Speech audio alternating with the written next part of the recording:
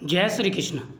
कृष्णाय वासुदेवाय हरे परमात्मने प्रणतः कलिशनाशाय गोविंदाय नमो नमः। बैसाख मास की बंदरी की कहानी।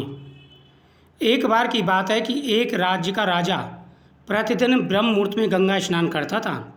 साथ ही उसका सख्त निर्देश था कि मुझसे पूर्व गंगा जी में कोई न स्नान करे। बहुत दिन ऐसा चला, लेकिन कुछ दिनों से वह अनुभव कर रहा था कि उससे पहले कोई स्नान अवश्य करता है। अतः उसने उस स्थान पर अपने सैनिक तैनात कर दिए और साथ ही ये घोषणा कर दी कि यदि मुझसे पहले नहाने वाली कोई स्त्री है तो वह उससे विवाह कर लेगा। सिपाहियों ने कड़ा पहरा करके पता किया तो ज्ञात हुआ कि एक बंदरिया प्रतिदिन राजा से पूर्व ही स्नान कर लेती है, जैसा कि राजा ने घोषणा की थी। अतः उसे बंदरिया से विवाह करना पड़ा। जैसा कि राजा ने घोषणा की थी, अतः उसे बंदरिया से विवाह तो करना पड़ा। उस बंदरिया ने बैसाख मास में गंगा स्नान किया था, अतः वह उसके पुण्य के कारण गर्भवती हो गई। जब समय पूरा हुआ तो बंदरिया ने राजा से कहा, जब बच्चे का जन्म होगा तब मैं क्या करूं? तब राजा ने कहा, मैं यहाँ पर एक घंटा लगवा देता हूँ। जब शिशु के जन्म का समय अति निकट आएगा उसे बजा देना। राजा की अन्य रानियां इस बात से प्रसन्न नहीं थीं। वे उससे ईर्ष्या करने लगी और सोचा कि वे बंदरिया के शिशु को खत्म करवा देंगी। तब एक रानी ने कहा, राजा ने ये घंटा लगवा दिया, लेकिन क्या तुम्हें पता है कि इसको बजाने से राजा आएंगे नहीं? अतः इस घंटे को बजा कर तो देखो। बंदरिया को रानी की बात जम गई। उसने तुरंत घंटा बजाया। घंटे की आवाज़ सुनकर राजा तुरंत आए और व्यर्थ में घंटा बजा देख कारण पूछा तो उसने कहा कि मैंने तो रानी के कहने पर घंटा बजाया था।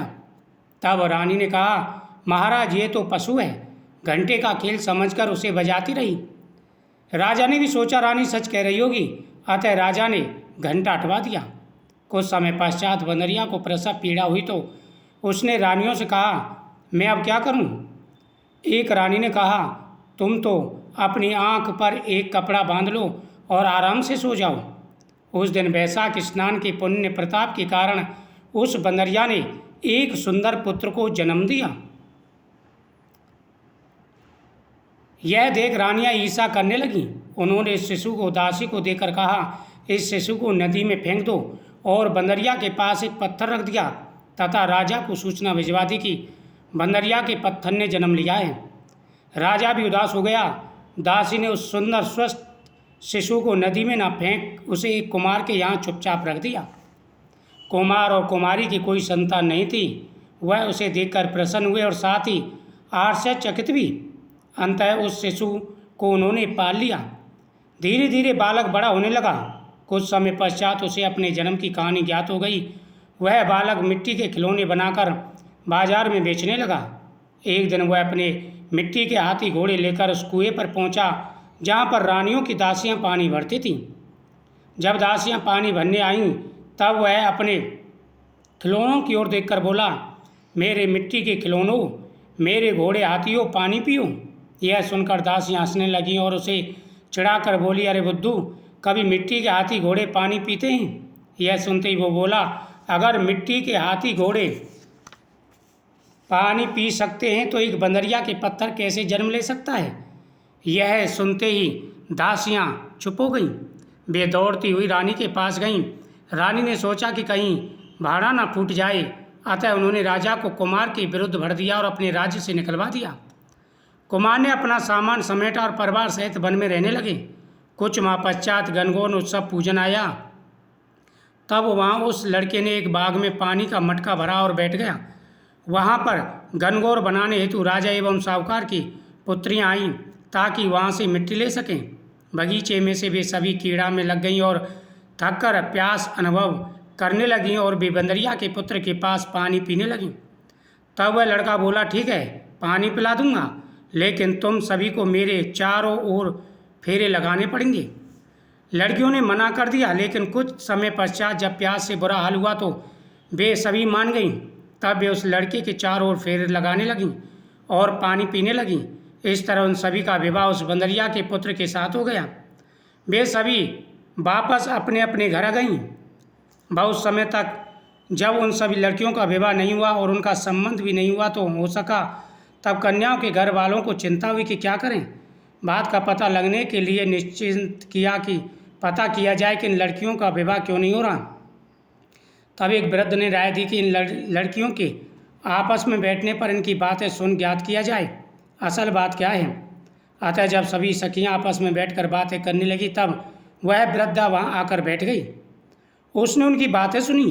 वह आपस में बातें कर रही थी कि हम सभी ने उस कुमार के पुत्र के चारों ओर फेरे लिए हैं, अतः हमारा उससे विवाह हो गया है। यही कारण है कि हमारा कहीं भी विवाह नहीं हो रहा। यह बात सुनकर वृद्ध ने सभी के घर पर बता दिया।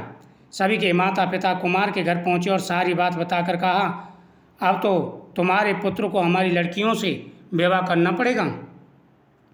कुमार भी चकरा गया कि इतनी पत्नियों की उसका पुत्र कैसे संभालेगा, कैसे भरण पोषण करेगा। लड़का भी वहाँ था। उसने कहा, आप चिंता ना करें, मैं आप संभाल लूँगा। अंततः उसका विवाह सभी कन्याओं से कर दिया गया। वह सभी सुखपूर्वक रहने लगी। कुछ समय पश्चात प्रत्येक कन्या ने एक एक पुत्र को जन्म दिया। जब वहाँ जाकर शिशु बड़े हुए, तब बंदरियों के पुत्र ने कहा, राज दरबार में चलकर राजा के दर्शन करना चाहिए। सभी को साथ लेकर वह चल दिया और यह भी कह दिया कि राजमहल में किसी भी रानी के पैरों पर ढोक नहीं देना, केवल बंदरिया के पैरों को ढोक देना। सभी राजमहल पहुँचे। सभी ने बंदरिया का सम्मान किया। यह देखकर सभी रानियां ईर्ष्या व क्रोध से भर गईं और राजा से उसे दंड देने को कहा। तब राजा ने इसका कारण पूछा। तब बंदरिया के पुत्र ने राजा को सारा वृत्तांत सुनाया और कहा, महाराज, मैं इसी बंदरिया का पुत्र हूँ। रानियों की पोल खुल गई। उन्होंने राजा के समक्ष अपनी रानी करनी स्वीकार कर ली। तब राजा ने उन सभी रानियों को राज्य से बाहर निकालने का आदेश दिया और बंदरिया के पुत्र व पुत्र वधु व बहुओं व उनके पुत्रों को पूरा राज के सम्मान दिया और राजमहल में रखा। अंततः उस बंदरिया के वैशाख नहाने से पुण्य के रूप में उसे पुत्र प्राप्त हुआ। वह सभी कन्याएं वैशाख स्नान करने के कारण राजमहल में सम्मान के योग बनी। साथ ही उनके पुत्रों को भी राजसीय योग प्राप्त हुआ। यह स्नान पुण्यदायक है। अतः इस वैशाख स्नान के महत्व को समझकर वैशाख स्नान का धर्म अनुसार पालन करना चाहिए। और जिन्होंने वैशाख के महीने का स्नान नहीं किया है, अगर इस कथा का श्रवण करते हैं तो पूरे महीने के स्नान का फल प्राप्त हो जाता है और हर प्रकार की मनोकामना पूरी होती है। जय श्री कृष्ण।